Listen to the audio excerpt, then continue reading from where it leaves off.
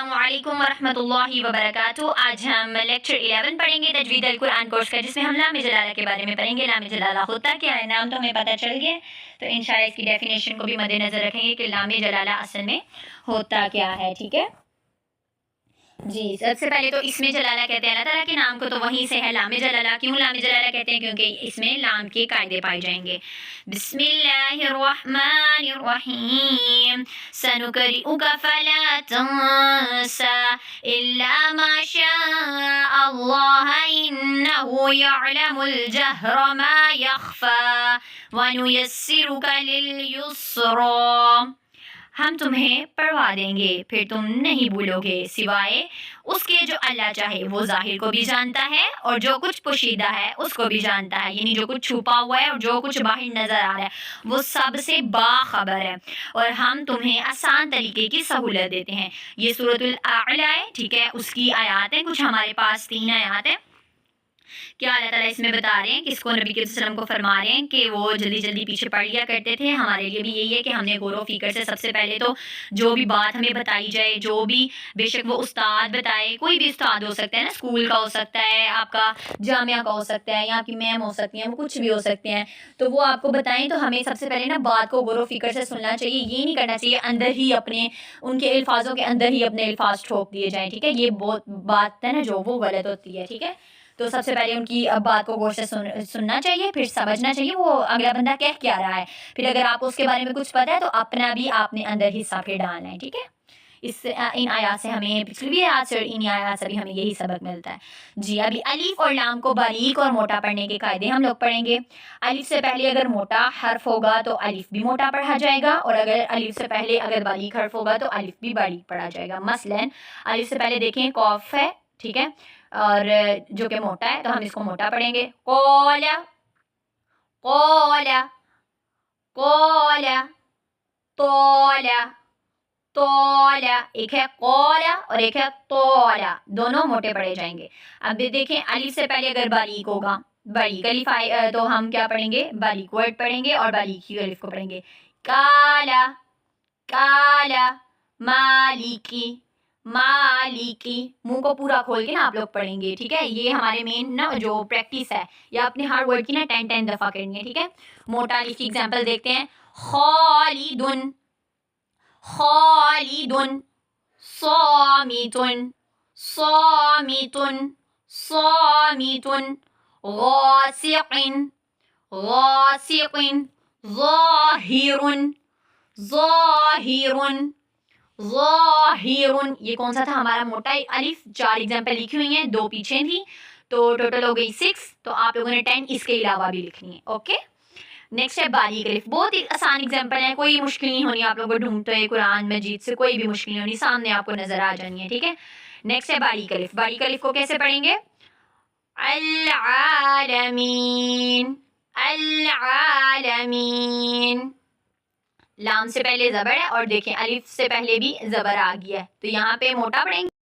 अल आलमीन इय्याका हासिदिन अन्नास। लाम जलाला, अल्लाह के लाम से पहले, वो हमने अलिफ के बारे में पढ़ा, अभी लाम जलाला के बारे में पढ़े। अल्लाह के लाम से पहले ज़बर यहाँ पेश हो तो अल्लाह का नाम मोटा पढ़ा जाएगा। ठीक है, पेश की एग्जांपल देखते हैं। ज़बर यहाँ पेश हो तो अल्लाह के जो नाम है वो मोटा पढ़ा जाएगा। मसलन ये देखें, अल्लाह के नाम से पहले रसूल पे लाम के ऊपर पेश आ रही है, तो कैसे पढ़ेंगे?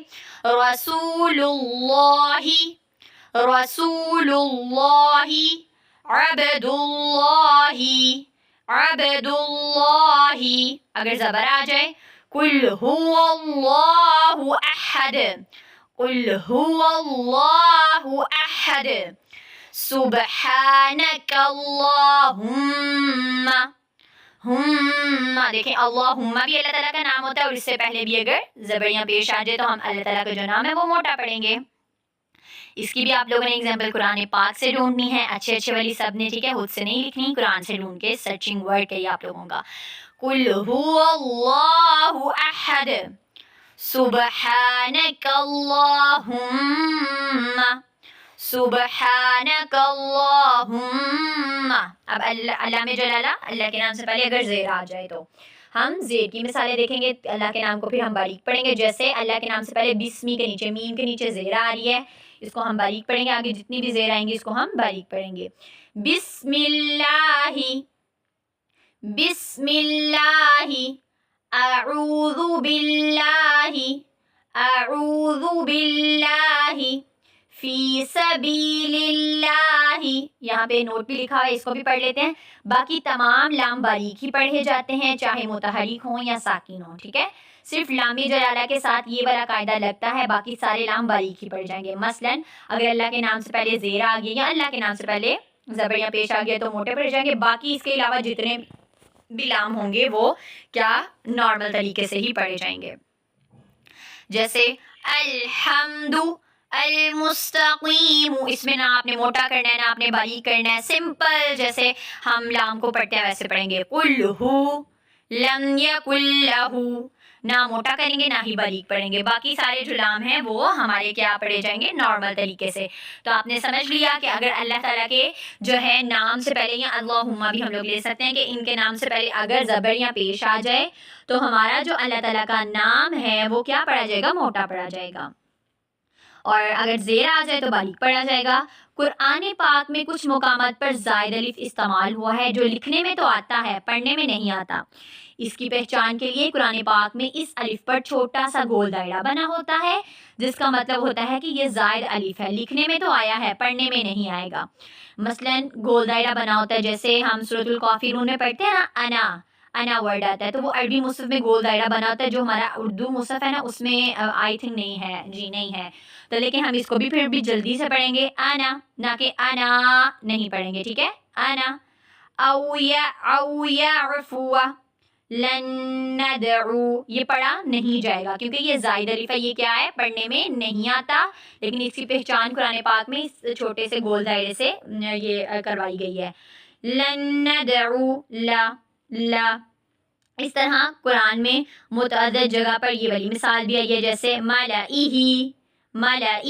اس کو بھی ہم لوگ جلدی سے پڑھیں گے. یہ بھی لکھنے کی پڑھنے کی صورت میں آتا ہے، لکھنے کی بھی صورت میں آتا ہے، جو کہ لکھنے میں تو آتا ہے لیکن پڑھنے میں نہیں آتا. مطلب ہم اس کو نہیں پڑھتے ہیں، مطلب جلدی سے حرف کو ادا کر دیتے ہیں. انا، انا نہیں کریں گے. انا.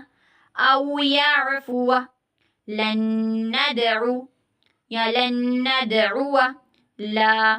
ملائہ، ملائہ. ٹھیک ہے، یہ ہم لوگ اس کو اس طرح سے پڑھیں گے. یہاں پہ اصل میں نا جو تجوید ہم لوگ کرتے ہیں اس میں آپ کو اس رولز کے بارے میں بتایا، ایکسپلین بھی کیا ہوا ہے.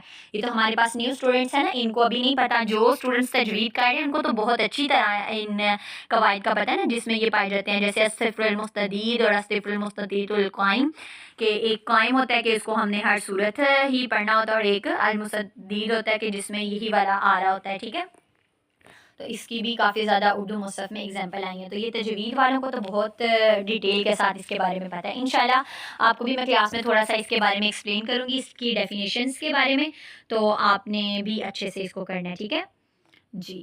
ابھی آپ کو سمجھ آ گئی ہے کہ ان حروف کو کس طریقے سے پڑھنا ہے. ان حروف کو آپ لوگوں نے کیا ہے، یہ لکھنے کی صورت میں آتا ہے لیکن پڑھنے کی صورت میں نہیں آتا. مثلا اس کو لمبا نہیں کریں گے، اس کے اوپر کوئی مد وغیرہ نہیں کریں گے، اس کے اوپر کوئی مد اصلی نہیں کریں گے، اس کو زیادہ مطلب سختی سے نہیں پڑھیں گے، کچھ بھی نہیں کریں گے. ٹھیک ہے، اس کے اوپر آپ لوگوں نے کچھ بھی نہیں کرنا، نارمل جیسے پڑھتے ہیں ویسے پڑھیں گے. جی ہمارے پاس ایک آیت ہے، اس کو ہم پڑھتے ہیں وَرَتِّلِ الْقُرْآنَ تَرْتِيلًا. اس کا ترجمہ تو سب کو ہی آتا ہوگا ماشاءاللہ سے.